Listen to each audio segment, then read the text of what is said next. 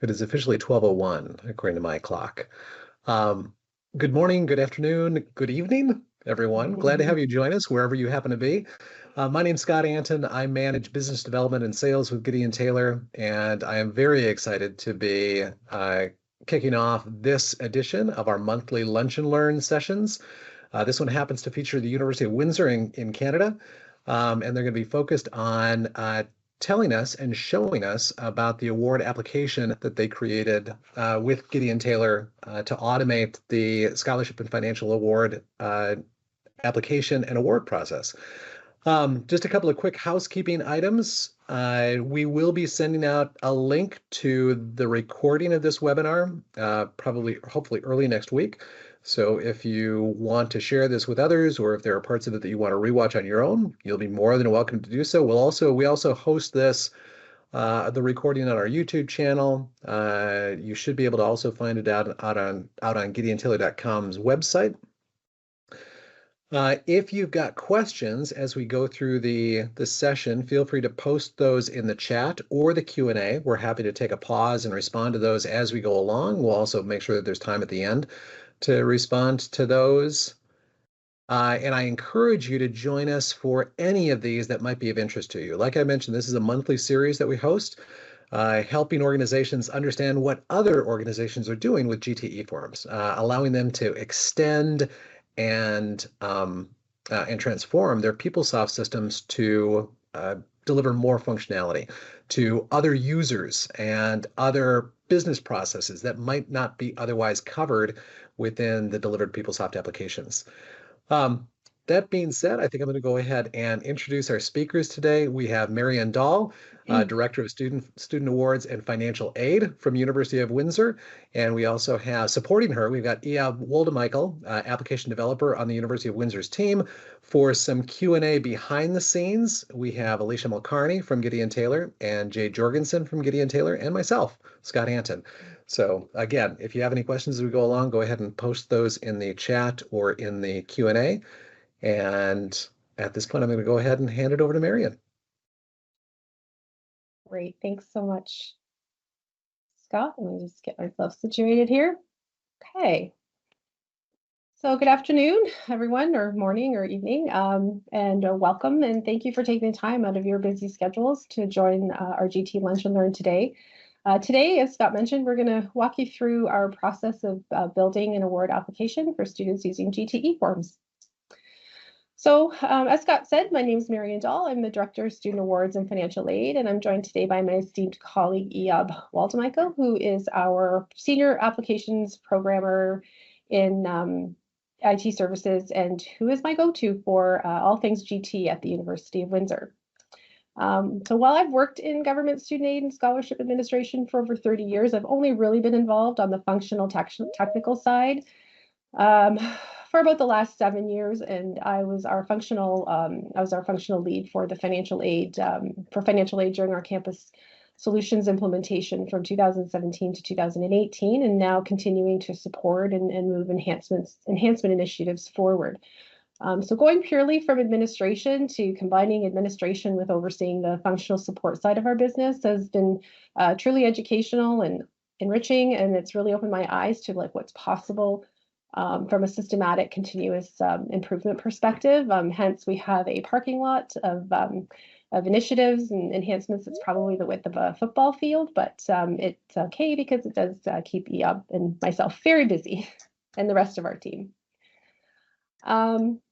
Thankfully, persistence is a great substitute for talent. This was my mantra throughout our implementation, and it continues to be my mantra today. I had no idea what I was doing when I first joined our project team, at least from a systems perspective. And so persistence and patience really did pave the way for me. Even though we're currently in our 6th year of campus solutions and 5th year with GT eForms, I still feel like there's so much to learn and so many things that we could be doing better. I'm grateful that I've had wonderful mentors along the way and a strong and supportive IT team backing us, as well as an amazing GT project team throughout this journey. And it's been a constant evolution of learning, developing, and improving. Persistence is truly the key in all of this, and as well as a strong collaboration between our institutional, functional, and technical teams. With persistence, collaboration, great things can happen. And I truly feel that we built something here that we can be proud of, and we're excited to share it with you today. Just a quick bit about the University of Windsor. So as Scott mentioned, we are located in Ontario, Canada. We are a mid-sized university located on the US border with Detroit, Michigan. With beautiful Detroit, Michigan. It's a beautiful city. Approximately 18,000 full and part-time undergraduate and graduate students. Approximately 30% of our student body is our international students from nearly 100 countries. And so we have a very diverse campus. We host 190 undergraduate programs, 65 graduate programs, and 6 professional programs. We have a fairly low student to faculty ratio, and in 2023, the University of Windsor celebrated its 60th anniversary. So our agenda today, I'm really just going to kind of walk you through like a very high level approach to what we did here in terms of planning, mapping, and identifying our institutional scholarship administration needs. And then we'll kind of I'll walk you through the various award management setup requirements that sort of drive the student profile and application. And then I have about a 7-minute demo that'll kind of show you from the student's perspective how it all kind of comes together. And obviously we'll have some time, hopefully at the end, for some questions. Okay, so essentially the first thing, when we went live with Campus Solutions, we didn't have a whole lot of time, and what we kind of came out with post go live was we tried to leverage delivered functionality as much as possible using forms and activity guides. We had a basic setup table for the award management side, but we quickly realized that it was not. It wasn't going to work for us. It wasn't extensible. It wasn't transferable. It was very difficult to navigate. And we couldn't. It was really hard to, as new awards come forward every year. We're adding 20, 30 new awards every year. It really didn't give us the flexibility to be able to do what we needed to do in terms of meeting the requirements of every new award that came forward. So currently we have 465 awards that require a unique application that contains both objective and subjective criteria. We have 279 awards that students can be auto-considered for based on objective criteria alone, but where an application might still be required. For example, like there's a financial need requirement within the award terms. We have 326 awards that we wanted to advertise and promote, just to promote our donor support, but we didn't really require an application, but we still wanted a way to be able to promote those awards to students. Because they're basically assigned based on objective criteria, for example, highest average in a course, or was assigned through a nomination process.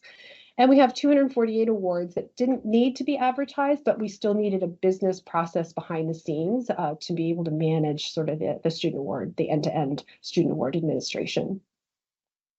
The process also needed to accommodate both our undergraduate and most of our graduate awarding processes. So in Canada, a lot of our graduate awards are held through the government, through our tri-agency council. And so some of that happens sort of external to the University of Windsor, but we do have a base of endowments and annual trust award accounts that have to be kind of managed as well. So we needed a way to be able to do both. Yes, because our graduate awards are administered by our Office of Graduate Studies, and our undergraduate awards are administered by my office. So some additional requirements that we had to consider: we needed a way to automatically open and close dates. We wanted to have a facility to systematically communicate with students and donors. We needed a way to track progress on the administration side.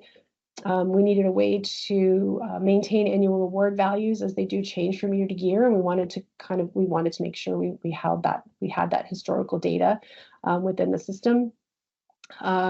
We needed to be able to systematically update fiscal budget limits from year to year, because when the age-year rollover process happens, as we know, it carries forward the prior years, and we need to be able to systematically make the changes for the next age year. And we need a way to systematically roll our age year award management record into the next age year, because right now for this process, it's not connected to our delivered age year setup rollover process. So when we first went live, we started with a base record, and the base record really just contained fields that generally don't change from year to year. Things like GPA requirement, minimum course load, the award submission criteria, whether or not the award requires a student to apply, or whether the student can be auto-considered, or whether it's information only. So we bucket our awards that way. So we kind of started out with like a base record, and it evolved from there. One of the lessons that we kind of learned, because this was our base record was created before we had the requirements, the enhanced requirements to be able to better support the administration side.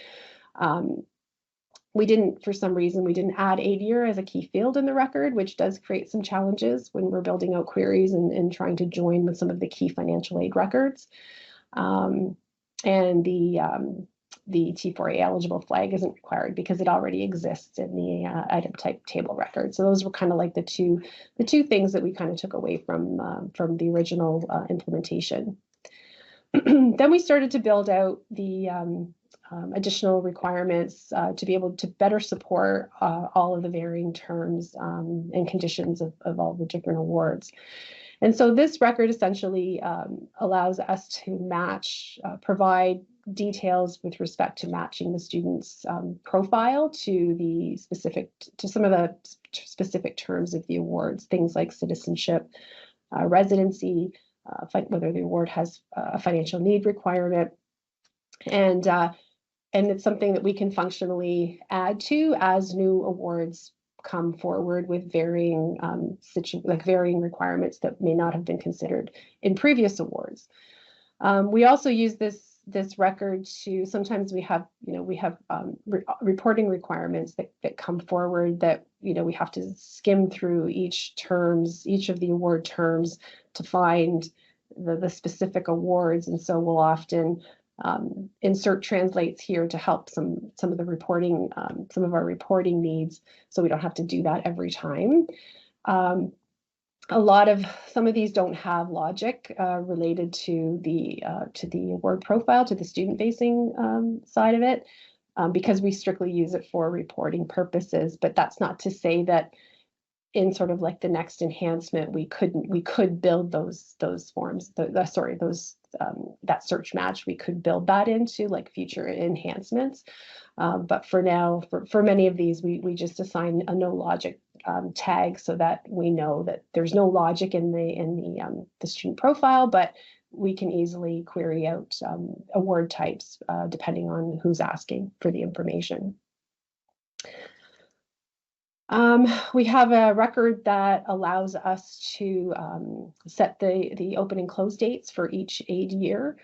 So using the month and day setup from the base record, the rollover logic basically populates this record with the month, day, year that's linked to that particular aid year. And then this allows us to adjust the not generally the open date, but we do often find ourselves having to adjust the end date.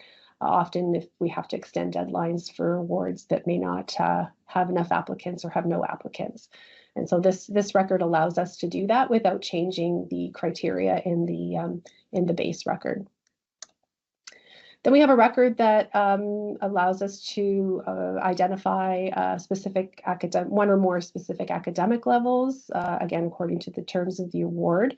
If the award's open to all levels, the setup is just left blank, and then students in any program can be considered for that particular award. We have a record that allows us to insert award level questions. And so if the awards have a specific subjective criteria that is specific to perhaps extracurricular activities or a commitment to social justice, then we can add those questions to the setup, so that those questions get pulled into the student profile, to the application. The same question can be used for multiple awards, and responses can be stored in such a way that if a student applies for a different award that uses the same award ID, or sorry, question ID, then that response gets pulled forward, and then the student can edit it if they need to make it more specific to that particular award, or they can just leave it the same.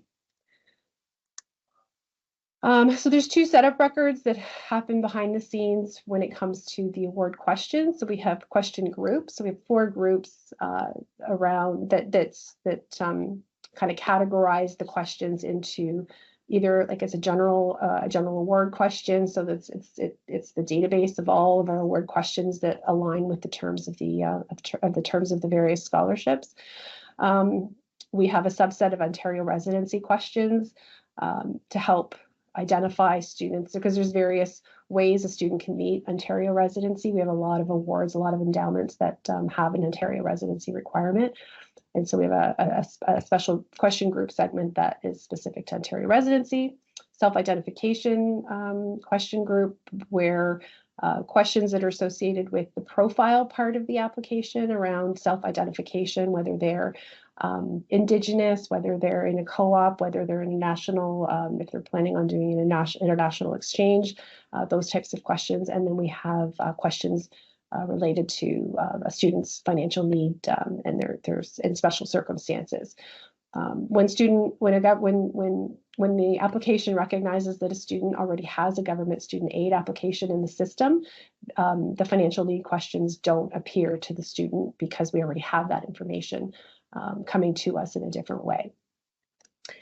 And then there's the award questions themselves. So all of the questions that relate to all of the different award applications, and then those would be linked to the question group under general awards. Then we have a record that allows us to manage student and donor communication. So this record allows us to assign setup to support whether or not the donor is involved in the adjudication process, what information do we have, or what information are we permitted to release to the donor regarding the student, what information do we release to the student regarding the donor, does the student communication require an enclosure, for example, like a donor biography or some sort of history of the award or how the award came to be. Sometimes donors want that information to be appended to any communication that the student receives. So this allows the person that's administering the award, it allows them to recognize that that's a need in terms of being able to run our communications. Does the award require the student to provide separate consent to release their information? Now the consent piece, and you'll see in the demo, the consent piece is at the profile level. So if a student comes in and submits one profile, one application, then by default they've consented for that academic year or for that aid year. But we do also have a lot of awards that students aren't required to submit a profile for. So sometimes if donors want access to the students who are receiving their awards, we have to separately go out and obtain these consents. So this allows us to flag to the administrator that, before we give out information, they have to ensure that we have the appropriate consents on file. And then it allows us for that sort of like final checkbox from the administration side to say, yeah, this award is done, A to Z, birth to death, and we can close the file and get ready for the next aid year. So we have a record that allows us to carry forward notes from previous years. So this is a cumulative record, so it does carry forward from aid year to aid year, so that when you're looking at the most recent aid year, you can see the history of any notes that are applicable to that particular award. This record allows us to upload documents specific to that particular aid year. So this is where we store a lot of our donor communication or any emails that might come in or anything that's relevant to that. We still have paper files, but we are trying to slowly transition as much as possible into the system. We have a record that allows us to track spending policies for our endowments, because we had, depending on the year that the endowment was created, there could be a different spending policy associated. This is more just for administrative purposes for our end and for reporting. We have a record that allows us to specify whether there's a course requirement for a specific award. We don't really use this record very often because it's a bit, we don't want it to be restricting how do I say this? If we have a course requirement and the student's not yet registered in it, because we don't register students for a full year, we don't want to use this as restricting the student to apply for an award just because they're not registered in the award yet. So we have a different way of doing it, but this does allow us to at least record and be able to pull out of the system awards that have a specific course requirement.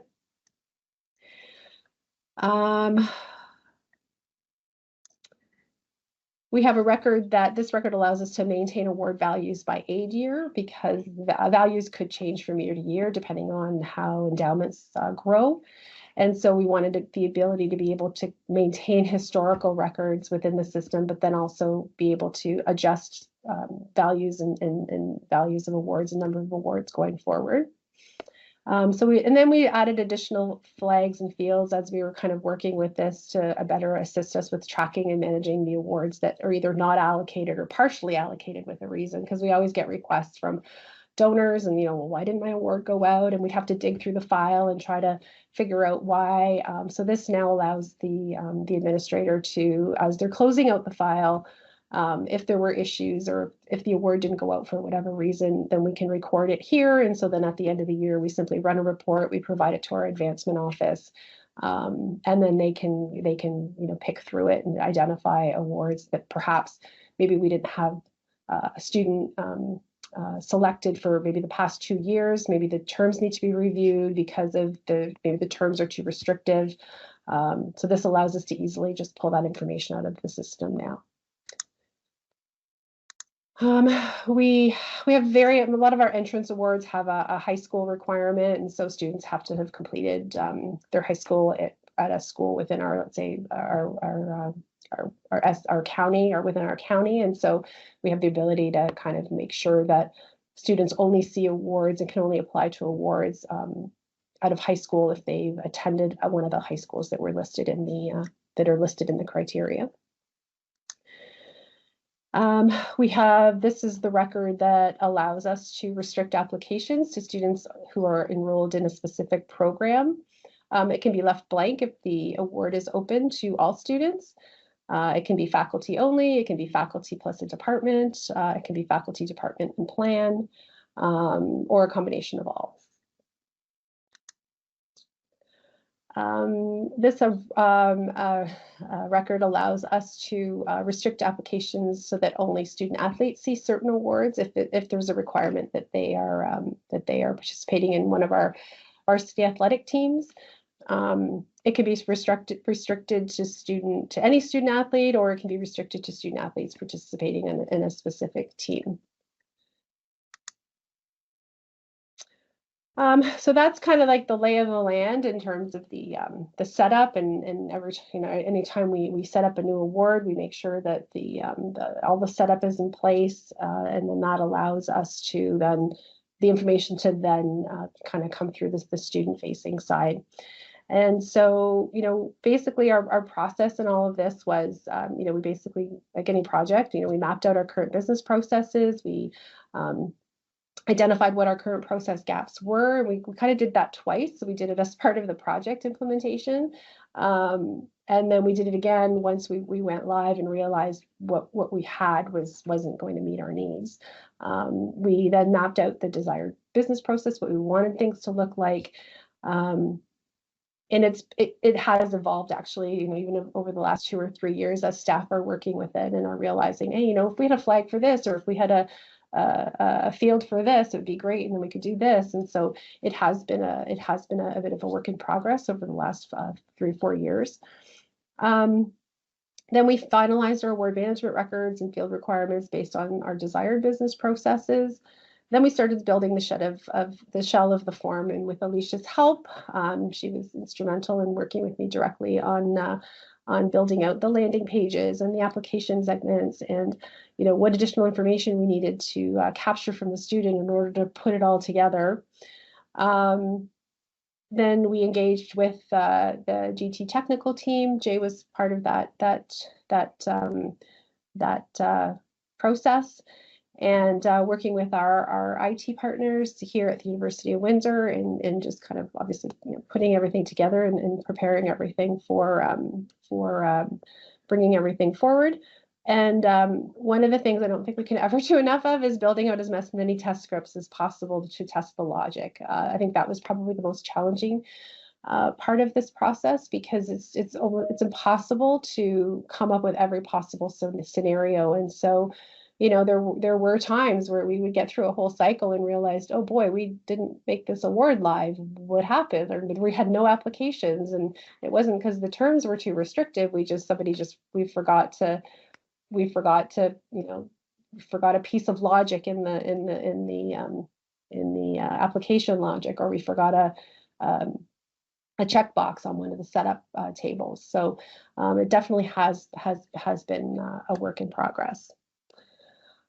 Okay, so so I'm going to just kind of move into it's about a 7-minute video, and it just kind of takes all of that and then brings it together into the student-facing and profile award. We call it the award profile. And the link exists right on the student homepage. It also exists on our applicant homepage. So applicants, if they haven't yet matriculated, do have access to the application to be able to apply for entrance awards prior to them matriculating. We have an early application cycle, which is happening right now. And then we have an in-course cycle that runs concurrently from August 1 to April 30th. And then we have an entrance cycle that runs for the next age year, we have an entrance cycle that runs from January 1 to April 30th of the same year. So we'll walk you through the profile, and hopefully the sound works.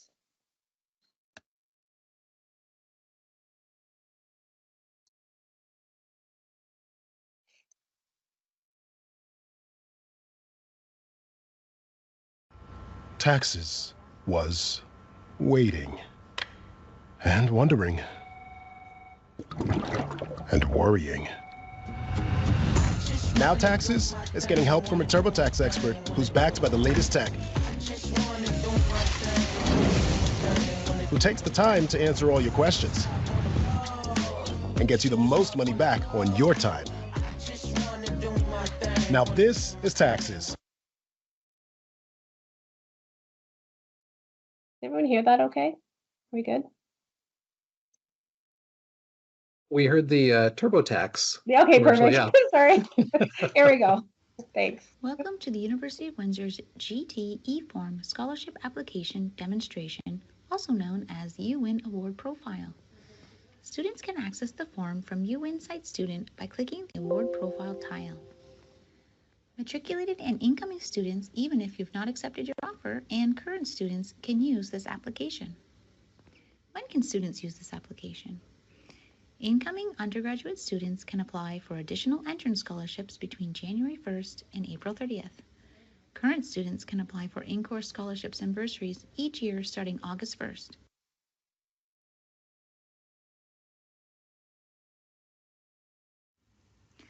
To begin, the student selects Start in Award Profile form. As financial aid years overlap, students will select the academic period or aid year they wish to complete the application for.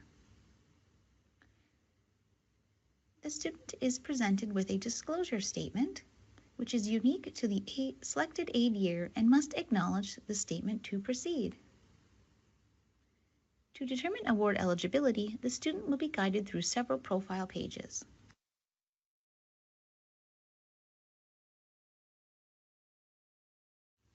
First, the student profile gathers student data such as course load, housing, citizenship status, residency, academic program details, and self-identifying data. Many of the fields are pre-populated from fields within Campus Solutions to facilitate ease of entry for the student. Be careful to read each section very carefully.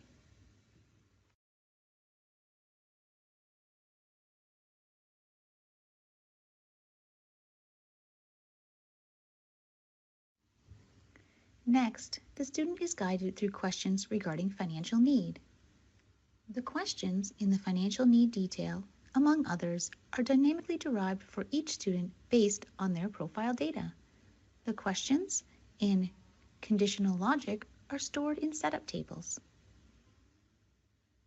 After completing the profile pages, the student's details are compared to the award criteria established in the University of Windsor's setup tables, and the student is presented with a page of awards that they are eligible to apply for.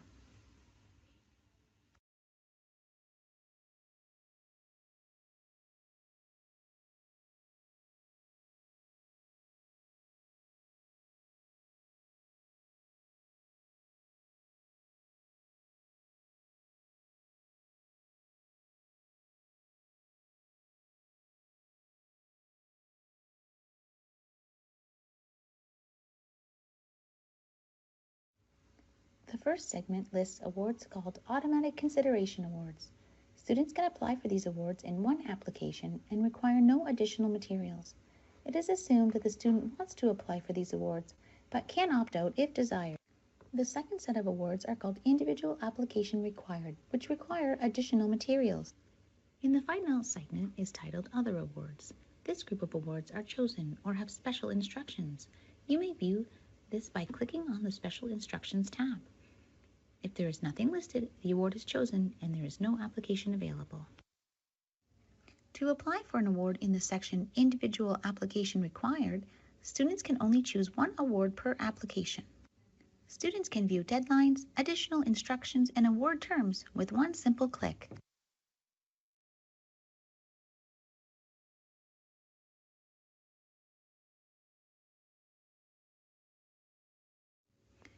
If a student selects an award that requires additional application materials, they will be guided to a final page where they are presented dynamically with additional questions and attachments required for that application. The student can, at any time, save the form and return later to complete it until the award deadline. Each deadline is listed next to the award. After finalizing the form, answering all the questions, the student hits submit and the application is considered complete.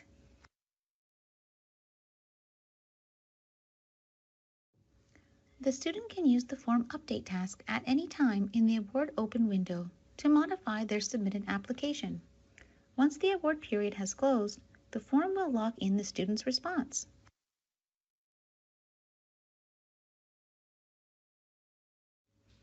Be sure to pay close attention to the closing date for each award, as they often vary. Once an award closes, students can no longer apply for it.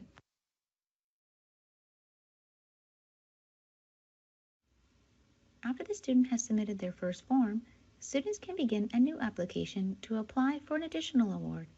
Students will be presented with the option to update their profile responses or skip straight to the award selection page.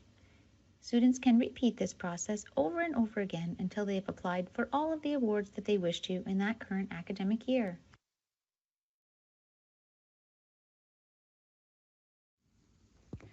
If the student wishes to make any changes to their application, or if a Refresh Eligible Awards button has appeared at the top of the awards page, please click this button to update your application and ensure it is current. Every time a student submits or resubmits an application, they are notified with an email receipt.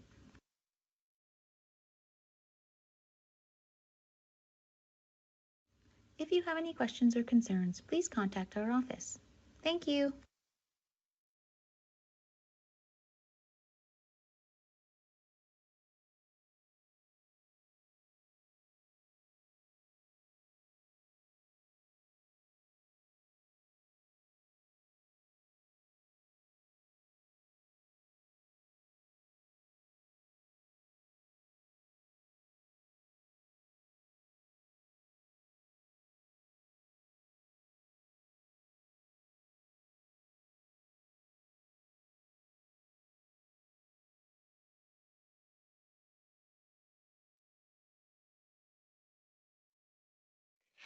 Mary? Sorry about that. Oh, I'm there you back. I'm sorry. Too many screens, too many clicks. All right, so yeah, so then I guess once the student applies and they submit their applications and the applications close, we have varying closing deadlines throughout the academic year. Once the applications close, then we utilize query and BI publisher reports to pull the information out of the system, the data out of the system, depending if it's an award that doesn't have a subjective component to it, then Excel is our friend. Otherwise, we will use reports and run those applications through those awards through our internal adjudication committees, or we utilize shared folders to share the information with our faculty and departmental colleagues for awards that are adjudicated at the faculty departmental level. We are currently working on looking at ways to make these processes more systematic, more automatic, possibly through leveraging, through utilizing run controls and having the system actually do it for us. But right now we're generating all of those applications, those reports manually. And then using the external award functionality, the awards get loaded in the system, and then they're essentially authorized and dispersed using delivered functionality. So that is kind of the nuts and bolts and end to end of our process. Happy to, if anybody has questions. I don't know, Scott, I know there are a couple more slides here that you were going to talk about some of the upcoming stuff. So I don't know if you have the slides or if you want me to push those slides forward, I can do that and then do Q&A at the end, whatever you think. We could go ahead and take a pause for Q&A here if there are folks that have questions. I think that's a fantastic form, Marianne. And I think you had mentioned early that there are things that you've done to enhance the form or change aspects of the processes or add additional things to it. Is that the case? Has it been kind of evolutionary? Yeah, we've had two, like the first launch was in, I think, April of 2020. And then we've worked with it and we've done a lot on the award administration, like on the back end, on our award management side, to enhance fields and add additional flags to support our administrative back end. We didn't make a lot of changes to the profile itself because it was working for us.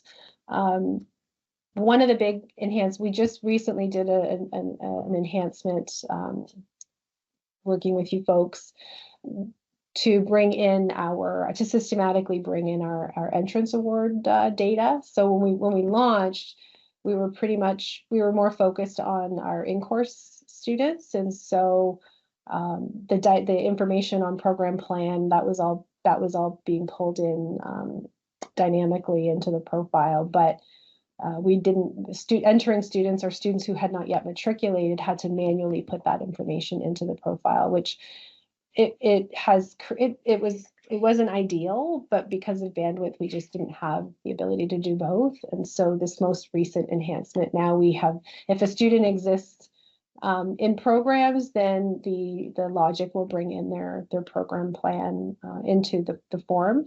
If they don't exist in programs, then the logic then looks to the admission record and it brings in all of the applications as with the university. So it allows the student now to, apply to different awards for various faculties. If they haven't yet made a decision, it's more intuitive, whereas before they'd have to know to put in multiple lines for multiple faculties, multiple programs.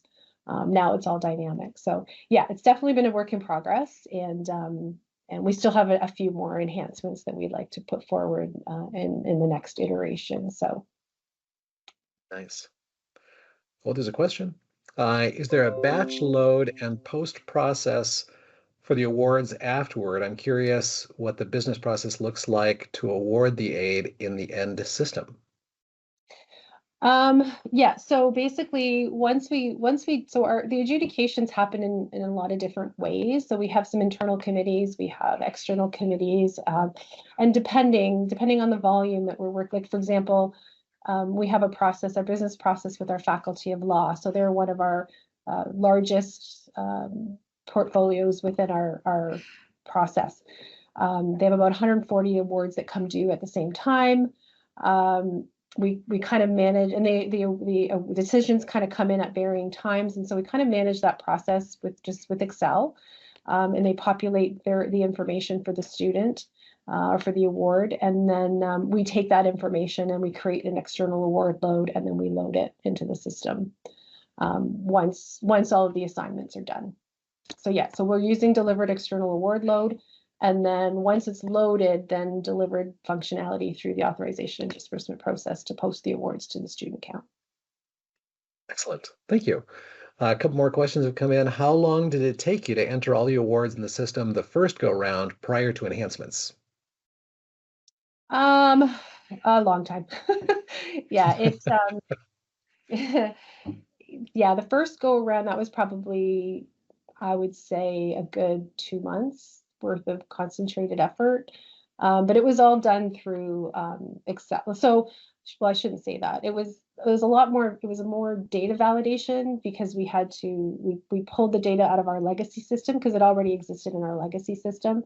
So a lot of it did. So we pulled it out of our legacy system and then formatted it in a way to then load it into our the current system.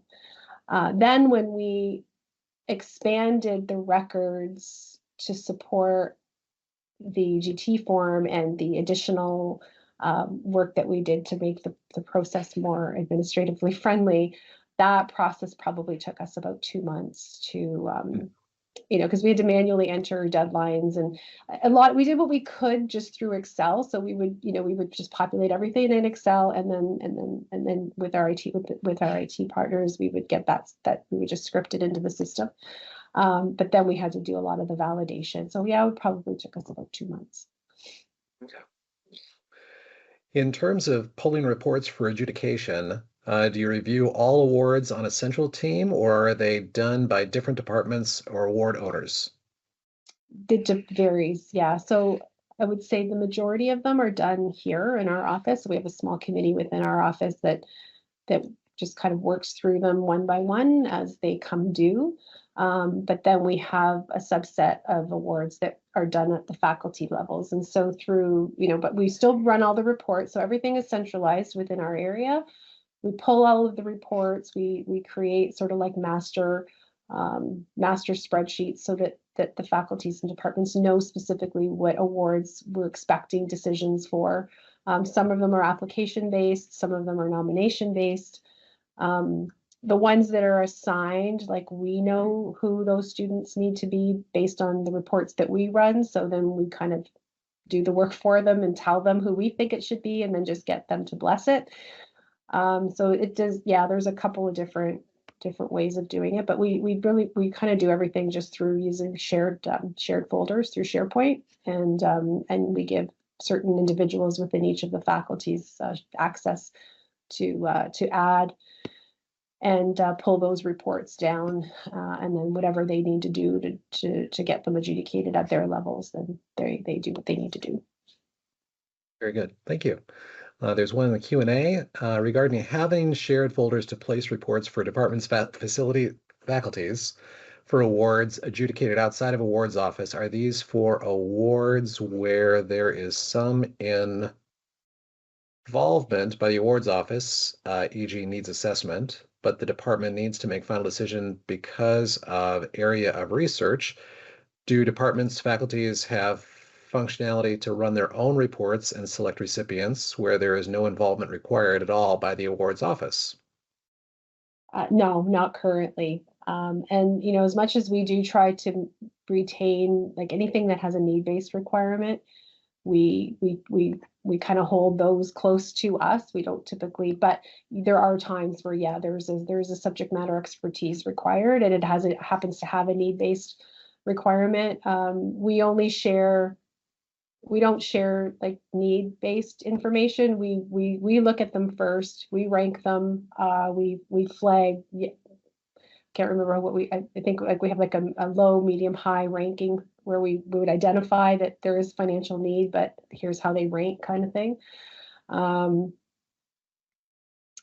right now we don't give faculties and departments the ability to run their own reports. We try to control the narrative because we have very specific deadlines, and so we need to make sure we have a pulse on everything, and so that just allows us to do what we need to do, get it done. There it is. It's what we need, and we need decisions by November 30th, kind of thing. So it allows us to kind of set those parameters, and then they do their best to kind of work within those parameters, recognizing that faculties are very busy, departments are very busy. There are other priorities happening, but we try to do as much of the heavy lifting for them as possible, so that all they really need to do is look at the reports, make a decision, and put it on the spreadsheet. Thank you. We've got one more in the queue. How are the nominations handled or submitted from academic units? Is there a self-service page for staff with security to then be validated by student awards team? We don't give them access to our awarding tables. I know there is delivered functionality that does allow departments to enter their own data. We haven't done that. We utilize an Excel spreadsheet, and there's a tab for nominations, the list of awards where we're expecting nominations for.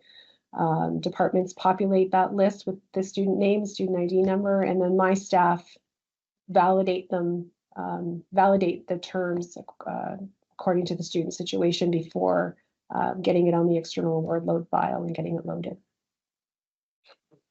Oh, we got a follow-up question on the one that was in the Q&A about department reports and functionality.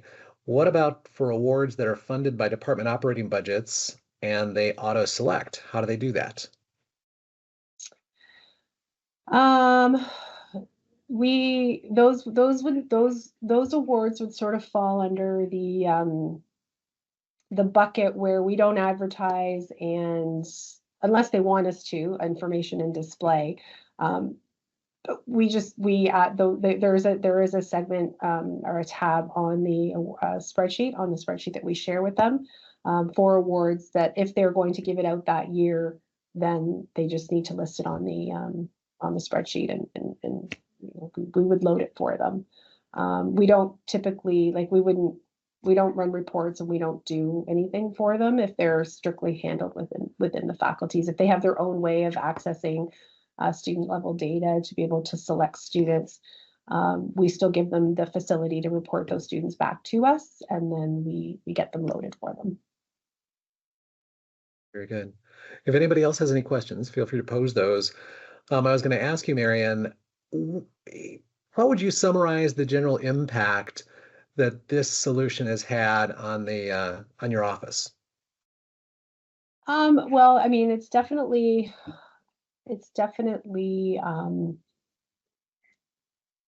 and because the award profile is like right there front and center on the student on the student homepage, it has increased the number of applications that we receive. But it really, because for a lot of the ones that are automatic, the automatic consideration awards, there's some awards where we'll receive 700-800 applications. But because we just pull everything in Excel, it's very easy to strip out the students or the highest, or rank them and to get them assigned. So it really hasn't increased a whole lot, just in terms of our experience with how we did things in our legacy system. It operates very much like it did in our legacy system, but it's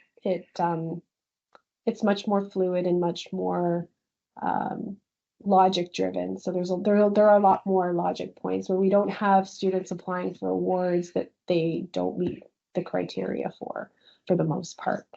So it's cleaned that up quite a bit. And, That's great. and it's easy to explain to the student. Once they go through it like one time, then it's easy for them to circle back and keep applying. So there's still some things where, you know, we'd like to clean up to mitigate some of the confusion, some of the questions that we get from students, but for the most part, I think it goes very smoothly for them, and it's easy for the staff to walk them through. Yeah, I think that your comment about the fact that it's made these opportunities more visible to the students, and you're getting more applications for these awards. I think that's absolutely fantastic. I would have to imagine that that's a significant benefit to the student population, particularly those with financial need. For sure, yeah. There's another, let's see. There's a couple more that have been posted. How are your award profiles managed when they could be tied to or paid from several item types?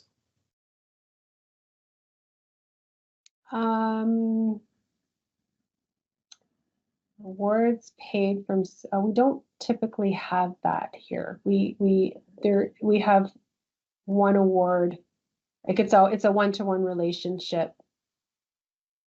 We have awards that are paid from different trust accounts, or different GLs, but we don't have awards that are paid through different item type. Oh, okay, hold on, let me think about this for a second. Yeah, I'm not really clear on the question, actually, because yes, we do, like our open entrance scholarships, for example, we have 3 different awards, 3 different item types, 3 different levels, but there's logic behind the scenes in terms of the minimum average requirement, maximum average requirement for that particular item type. So I don't know if that helps. I don't think that really helps. I don't know if that's addressed the question or not, but That's a good start. So Christina, yeah, if there's any follow-up that you want to ask again for clarification, feel free to do so. Heidi's got another question in the chat. If a student's registration status changes in the campus solutions, e.g. full-time to part-time, do they need to manually update their award profile? How closely does one system speak with the other? It isn't like, so at the award profile level, if a student comes in, let's say in September, and says, I'm taking 100% of a full course load and I'm in XYZ program, and then they subsequently drop to 60%, we wouldn't necessarily catch that at the application level. We would catch it at the adjudication level, at the point of adjudication. So if the award requires the student to be in 100%, they applied, they were in 100%, and then they dropped, but then we're not adjudicating the award until like November. We would catch that at the adjudication point, and perhaps not consider that student. If the student changes programs from one semester to the next, again, if they don't come back into the profile and refresh their program to maybe apply for different awards related to their new program in the winter term, and we're running an adjudication report and they're in the wrong program specific to that award, then we would just not consider them as part of the applicant pool. Okay. Katie's got some interesting questions in terms of okay, how much automation have you applied within this process? So that her subsequent question is, if an award is canceled because student withdraws, do those fiscal funds go back into the award management side? Yeah,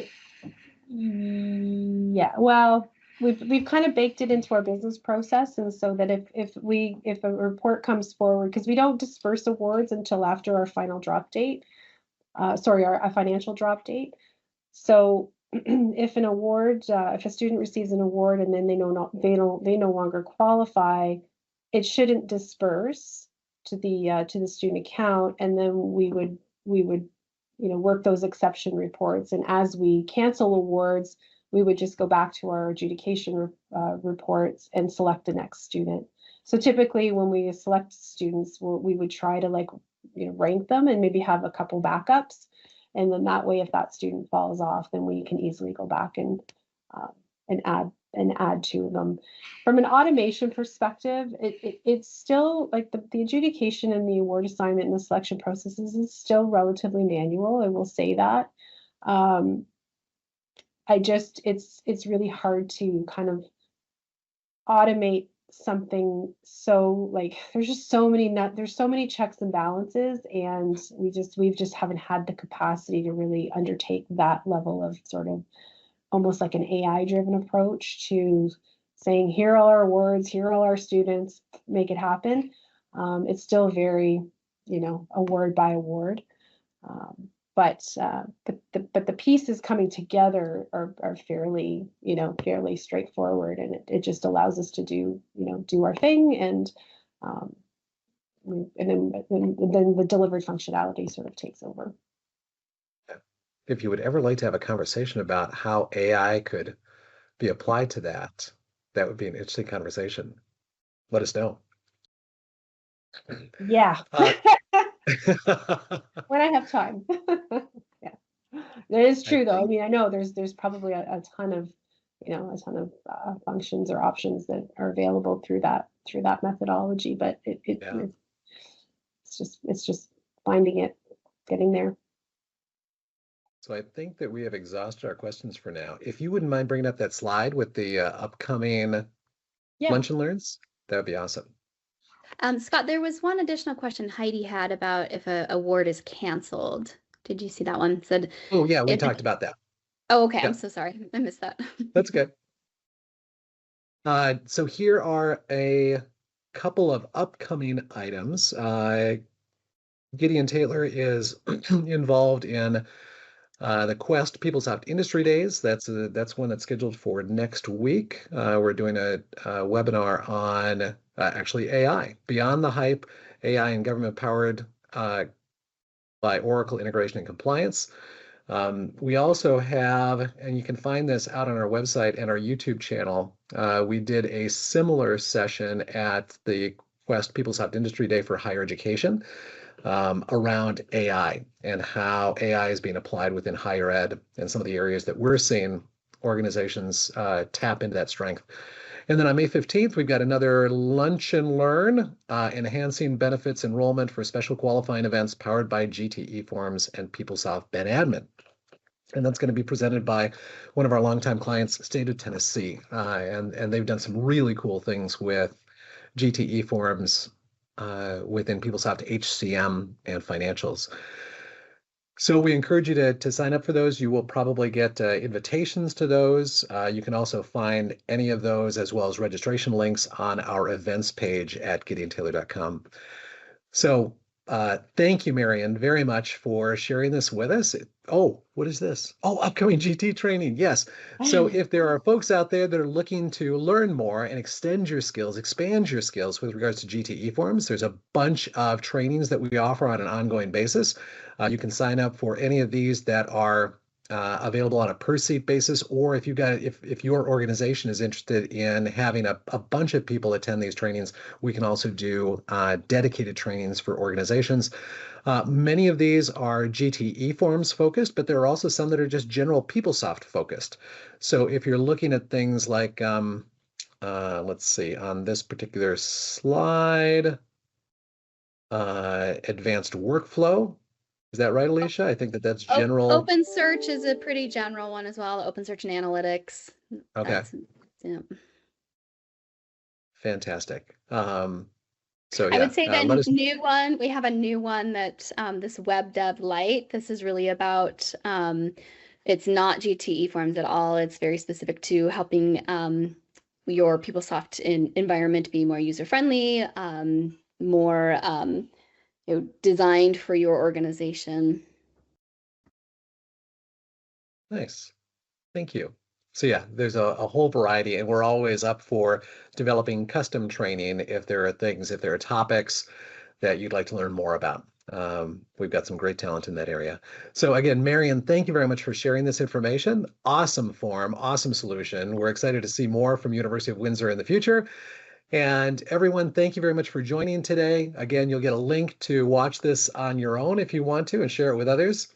And we look forward to seeing you at other Lunch and Learns. Have a great day. Thanks, Scott. Thanks, everyone. Have a great day. Thank you.